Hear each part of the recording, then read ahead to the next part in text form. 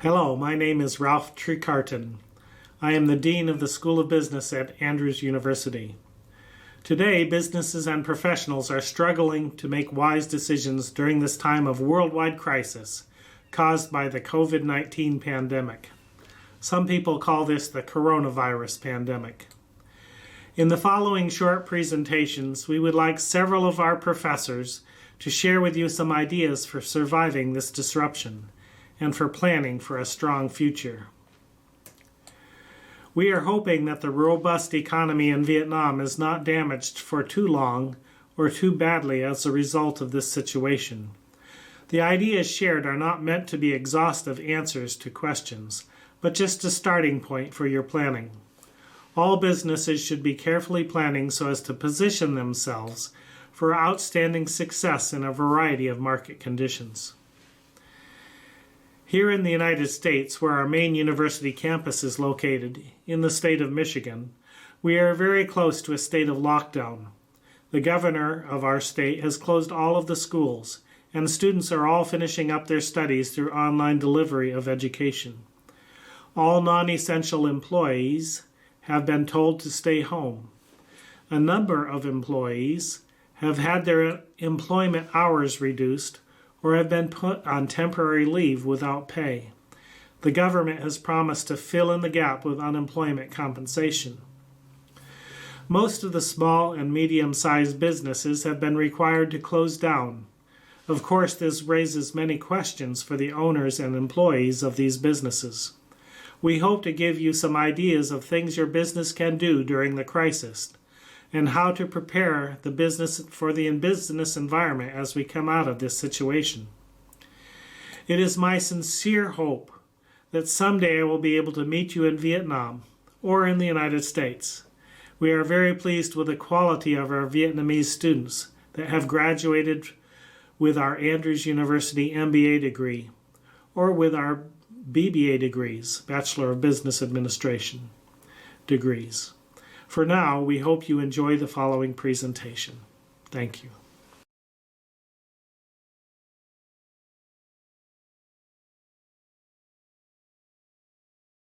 Hello, I'm Quentin Sahly. I'm one of the accounting professors at Andrews University, and I am wanting to share with you today some concepts about cash flow analysis that you might find useful in running your business, small business, even large business. And so, as we know, we've experienced with the current disruption of COVID-19, this is something that's going to affect everybody, and that is, how do you manage your business when it comes to its cash? And so, my analysis of a business in terms of cash is understanding, what is cash, and cash is life. I mean, this cash is really, the sense is what we all work for. It's what we all work for, whether we're an employee, whether we're a business. And that doesn't mean that I'm not trying to shortchange the big picture, but all businesses work for cash. And whether you're a for-profit, non-for-profit, at the end of the day, it does break down that in order for you to have long-term survival, growth, sustainability, whatever it is that you're after, it requires cash to do that. Sometimes I tell my students this. It's, for those that would like to look at it from a more humanistic standpoint, if you were to cut yourself in a bad spot in an artery, you would bleed. Your body would bleed out blood, and you would eventually die.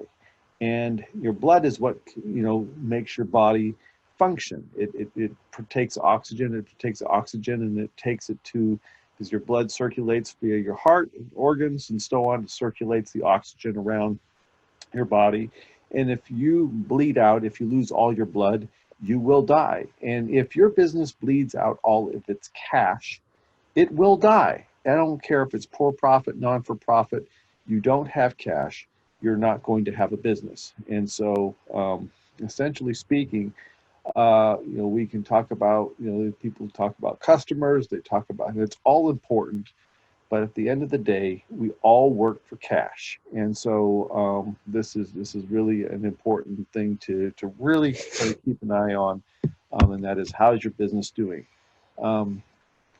Many years ago, looking at a very old case, business case of a business here in America, Chrysler Corporation.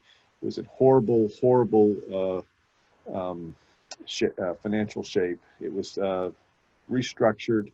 There's a lot of reasons it got restructured, but there was this great gentleman by the name of Lee Iacocca. Some of you may remember him as the lead designer, engineer of the Ford Mustang. Left Ford, went to work, became head of Chrysler, and is one of the key players that helped save Chrysler at that ailing time. And Chrysler was still not profitable, and he was talking to some people, and they said, "Lee, how's it going?" He says, "Well," he says, "we're not making money yet, but we've had positive cash flow for a few months now." And that was very important, because once we know this from an accounting standpoint, that things like depreciation and so forth on at least although it's not sustainable to live on your depreciation from a cash standpoint, we do understand that in a short term, or somewhat of an unsustainable term of time, you could use your depreciation expense as a means of helping you manage cash. And I should put through that in my next slide here. In fact, I'm going to make sure that we add that in here at the end. So, but how do you manage cash management for disruptions? And so this is a very you would think these would be common things that everybody would know, and yes, you probably know these things already. One, you need to reduce your expenses. And when I say expenses, I'm really talking about expenses that involve cash payments. So you're not going to necessarily reduce your depreciation expense. We sort of understand that to be a non-cash expense. Amortization of intangibles, these would be non-cash expenses. But things like your obviously payroll, if you can, and there's certainly some there's going to be some fallout with that we all understand. We don't want to lay people off, but we do need to make sure that we're not that for our business to survive long term, we're not a charity for the employees on a long-term basis. Although we are part of our employees' family and we're part of theirs, we do have to have an understanding that at the end of the day, labor is in some ways it's a commodity, and if you don't need the labor, you do need to have a plan on how you can reduce that cost. So you do have to manage that and manage the feelings and the disruption that would cause, obviously, in a humanistic and sustainable fashion. Number two, so reducing expenses. So any of the expenses, and trying to understand, hey, do I need this? Okay, what can I do to reduce expenses? What you do. Do I need to really do I really need to send that person on that travel? Do I really need to, all those travel and entertainment expenses, and generally those are some of the discretionary expenses, as we would say. Those are the first things to get cut. And one of the things, if you own your business, is understanding that one of the expenses is you as the owner. And so what can you do to reduce your personal drag on the expenses, in terms of you cost, if you're still taking a salary from your company, do you really need all of that salary? That's nice to have that salary if you're taking a set salary. Maybe you need to stop taking it, or take a little bit less, so that you can your business can have the cash that it needs. You need to collect your accounts receivable. This is really important, because this is a source of cash for you. And so you need to understand that you need to do what is sustainably right for your business in terms of being able to collect those, and understanding that if you're in a disruptive time like we are right now, that you're not the only one who's trying to conserve cash. All the people that owe you money are trying to conserve their cash as well. And so what are they going to do? They're likely not going to have an incentive to pay you. And your job is to try, you want them to pay you. You might have to consider giving them some incentives, financial incentives for them to let go of their cash so that it will come to you so that you have the cash you need to use. You need to really consider your delaying capital expenditures. Now, this is an opportunity at this point, right?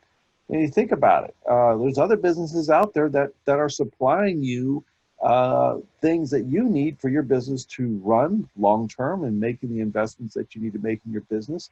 I mean, if you had a lot of cash right now and it hadn't been utilized and you're not utilizing it, this is a great buying opportunity. You're going to be able to find all those things that you need right now or would like to have, and you could go on a spending spree right now and you could get a lot of stuff accomplished for a lot less dollars than you would have just a few months ago. So you have to think about that. Do I have what I need to do that?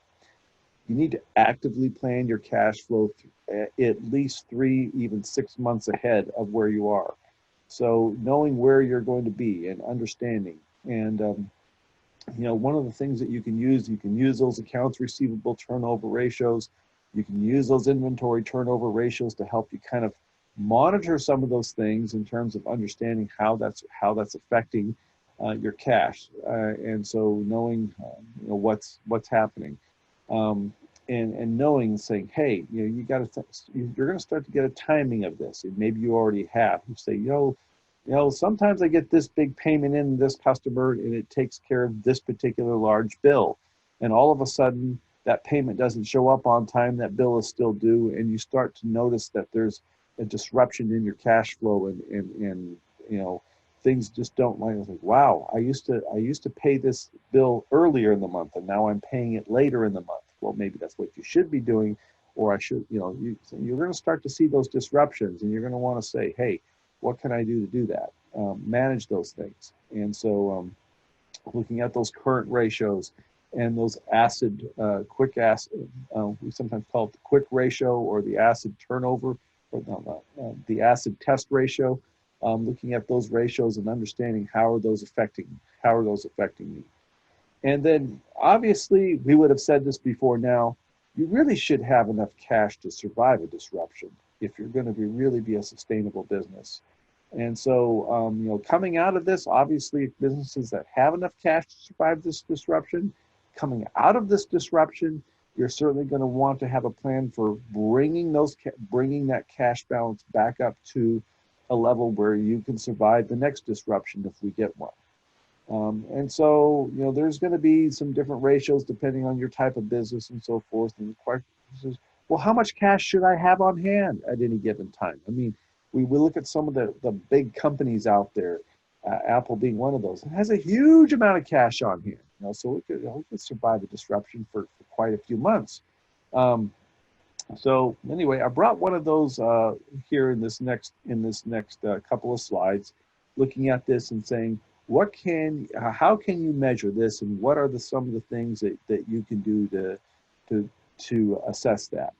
And so we assess the ability of a company to continue its operation when it reports negative net cash flows from operations, and not just negative net cash. You can really just look at the negative parts of your thing. But let's just say if this company, we're going to look at an example here where a company is having negative net cash flows from operations. How long can you survive this particular type of things? And so, but you could actually look at all your expenses and look at it and say, how many months we can use that ratio too. So ratio of cash to monthly cash expenses, or we would say the cash and cash equivalents. This is cash, short-term receivables. Now, receivables, be careful here. So those may or may not be cash equivalents. Some people might use those. Now, it depends on how really confident you are that you actually are going to get those, or what their net value would be, determining if you're going to have to really discount those receivables to get them collected. But cash and cash equivalents, whatever you comfortably consider is that this is money that I really have access to, and divide those by your monthly cash expenses. And so that's going to give you, and your monthly cash expenses, those are your net cash flows from operations. It could be just your cash payments for expenses, if you want to look at it that way. And monthly cash expenses will take all your cash flows and net expenses that you pay for in cash over a year, divide those by 12 to get to a monthly, or whatever that monthly amount is. You can get this to on a monthly basis, a yearly basis. I would probably recommend a yearly basis, so you're looking at a larger sample of expenses, and therefore you can divide those by 12, and so on. All right. And so let's look at this example here. So, and I added this little piece underneath of this.